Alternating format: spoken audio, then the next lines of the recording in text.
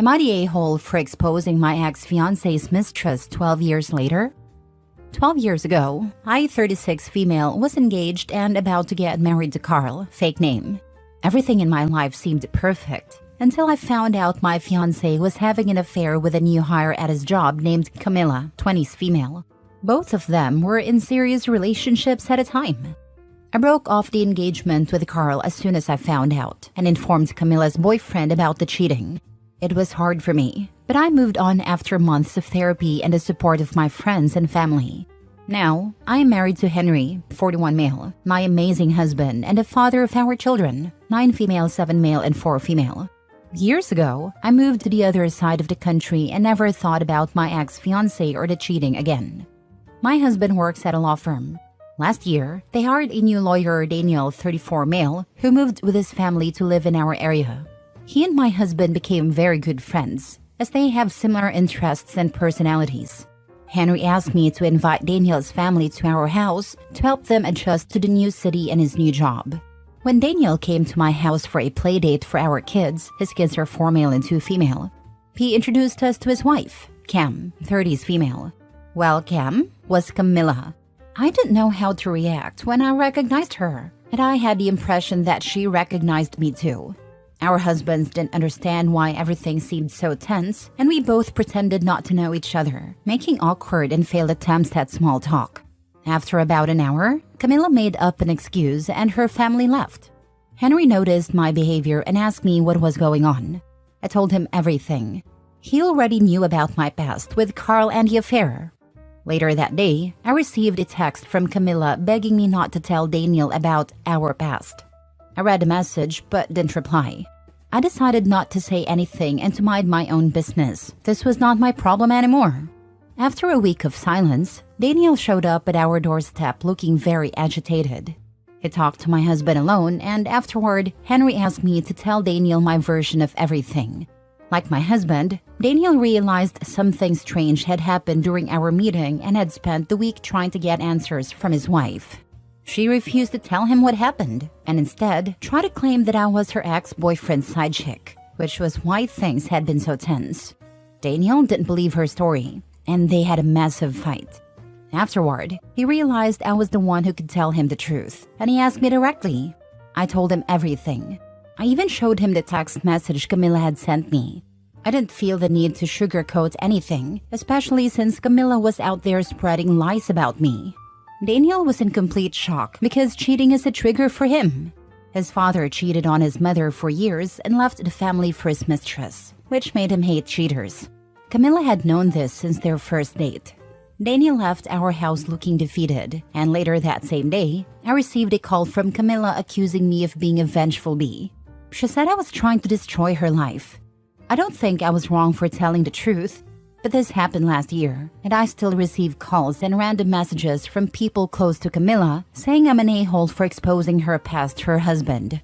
Am I the a-hole? Now for the top comments. Not the a-hole. You told the truth after she told lies. Did she expect you to go along with what she said so you could be the bad guy for as long as your husband and Daniel are workmates? I don't know what she was thinking. I have no reason to lie to cover her.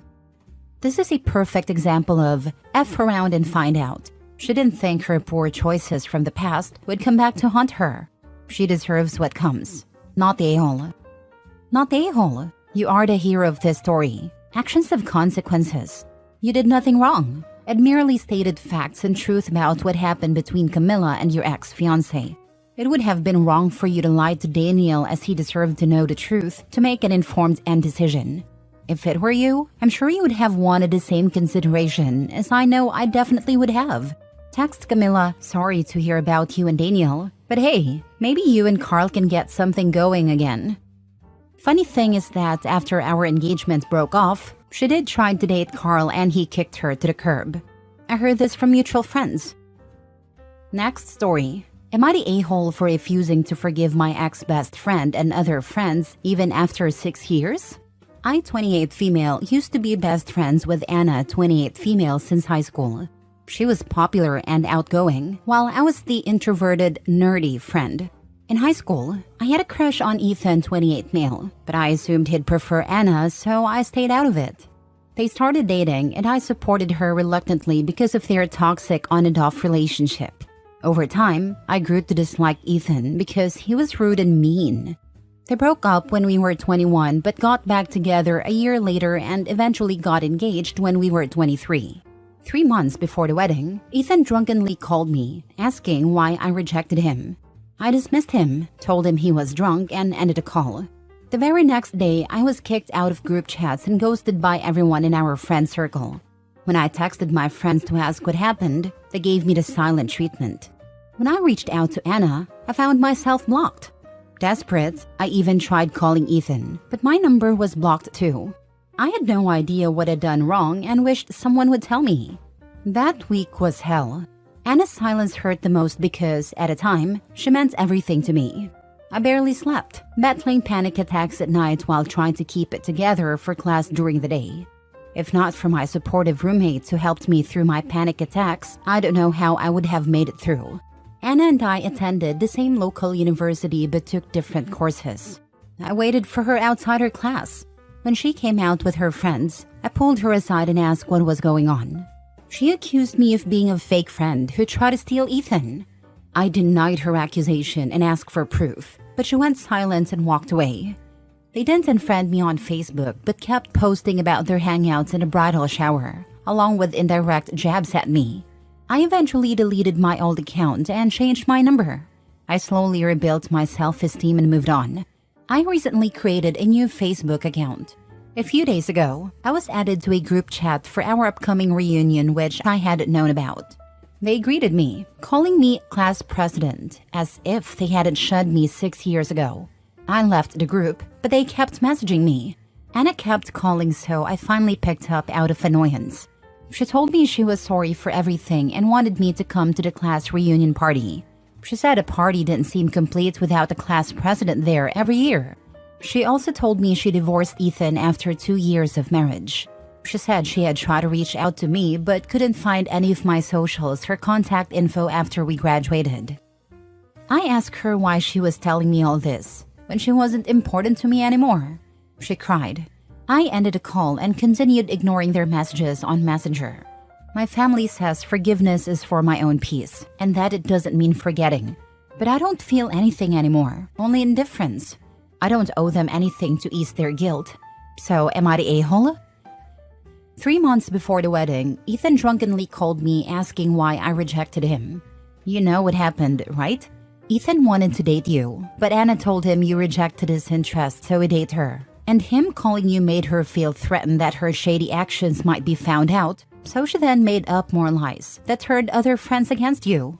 Now it's been long enough, and Ethan is no longer around that she feels safe bringing you around again, so she hit you up. Odds are others told her to reach out because y'all were such good friends. And if you refuse to go, she'll tell them something that makes you look bad as your reason. Regardless of whether you go or not, I'd contact someone who will be there and tell them that you won't attend because of the horrible way Anna treated you and that you just wanted someone to know the truth so that Anna can't lie about you yet again. Don't go if you don't want to, but don't let her get away with lying about you again. It's been 6 years and I know I've healed and found better friends. My current best friends are the roommates who supported me during university. But why does it still hurt? Despite everything, I always believed my friendship with Anna was genuine. Honestly, I doubt she even cares. She probably only reached out because she needed something from me. I have no interest in being friends with them anymore, but I just want to know the truth. If I ask why they abandoned me back then, would they even be honest? Or would they just shift the blame onto each other? Anna's always been the leader of their group. Whatever she says, everyone follows. Last story. Update. How can someone who isn't invited to a wedding be considered responsible for giving a gift? Original post. I would appreciate any advice or suggestions on how to approach this situation.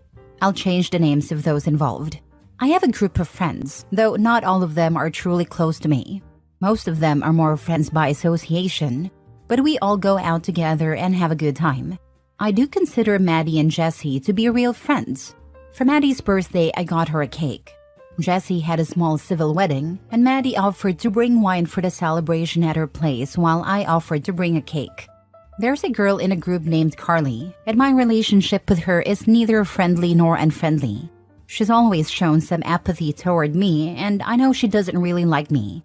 I don't dislike her, but I get the sense we wouldn't be friends since we have different perspectives. During the celebration, Carly commented that she liked the cake, and Jessie mentioned that I had brought it. Carly said it was good, but tasted a bit dry. Everyone exchanged looks and changed the subject, but Carly kept talking about the cake. I didn't say anything about it. Carly had been planning her wedding before Jessie got married.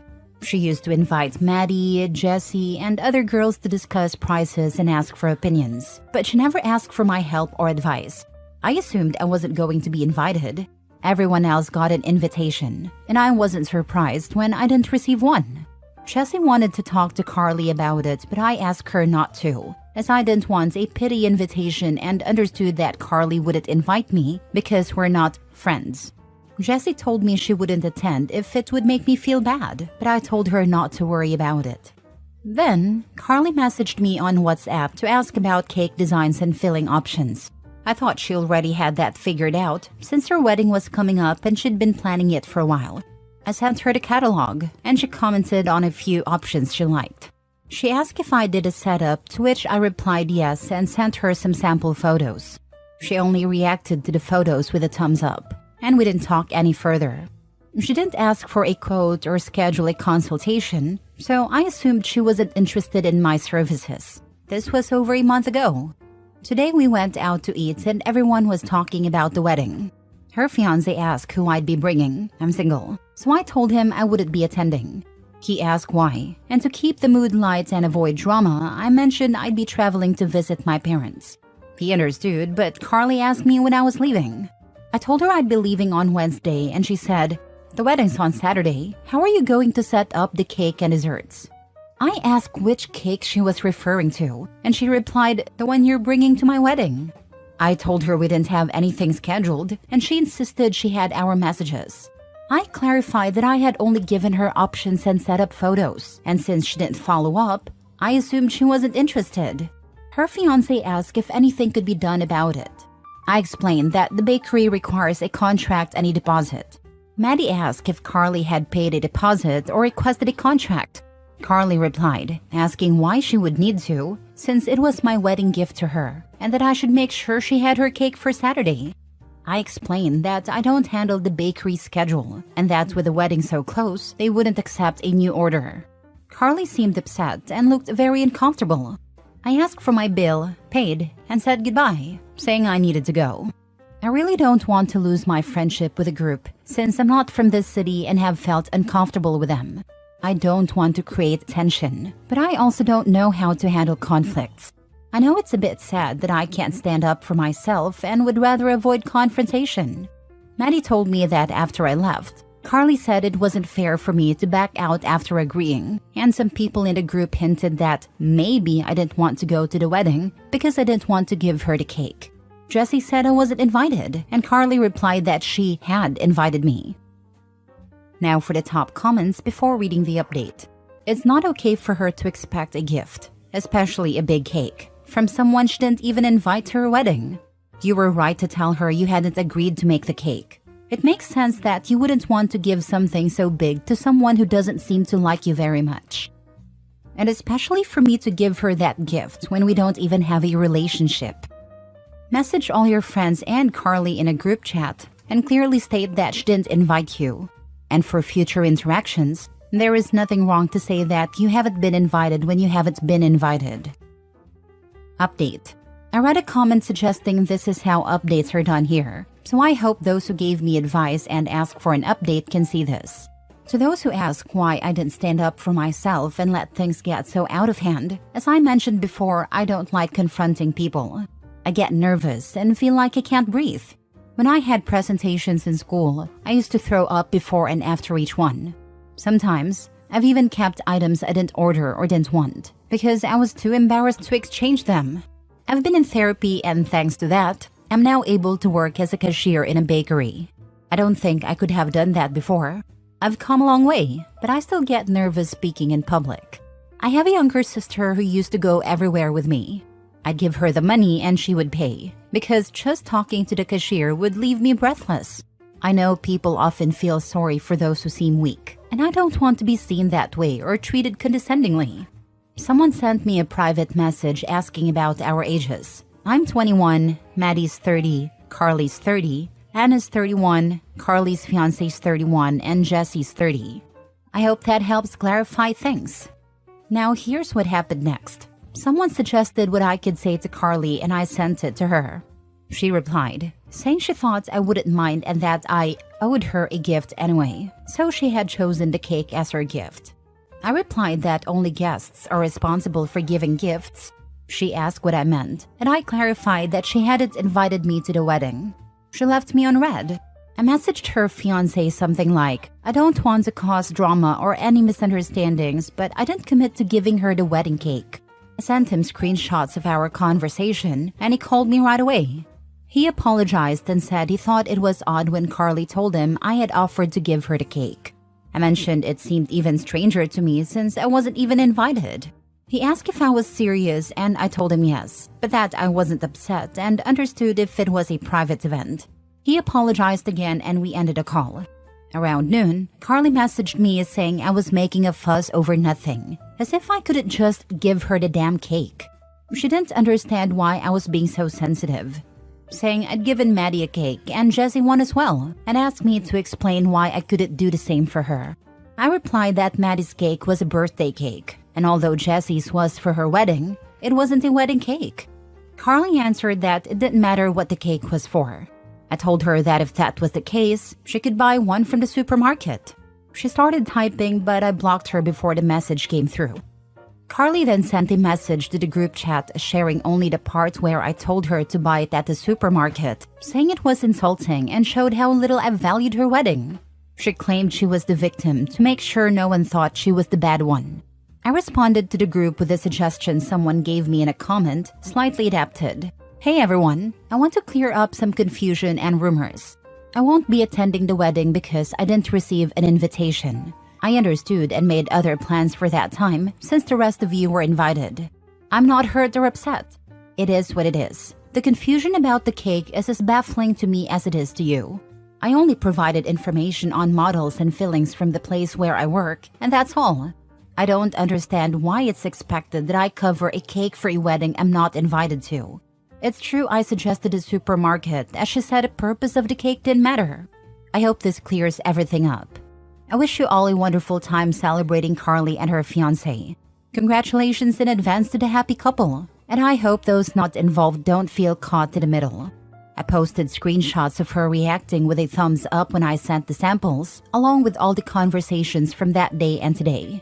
After a while, someone commented that the group wasn't meant for this kind of drama and that we should resolve it privately. Maddie jumped in and said, Carly demanded a cake in public, so it's only fair that everything is explained publicly. Another girl, Anna, commented, that's not the way to ask for a gift.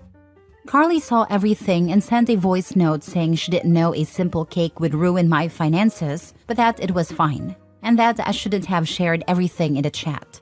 Then, she sent a second message saying that when I get married and don't have friends who can support me out with things from their jobs, I'll understand what it's like to be without support. A guy replied, tagging her, You didn't invite her? Carly responded, saying she had sent the invitation. Another guy asked, Do you have the confirmation? There was no reply. Question marks. Carly, No, but she should have told me when she saw she didn't get the invite. Jessie replied, saying she didn't like Carly's attitude, that she even considered not going, and would only attend for the fiancé's sake. Carly then said, So no one says I didn't invite you. Everyone can see here I'm inviting you now. I'll send an electronic invite since there's no point in printing one now. I replied not to bother, as I already had plans. Carly replied, There you all. See? Then, someone who hadn't spoken left the group.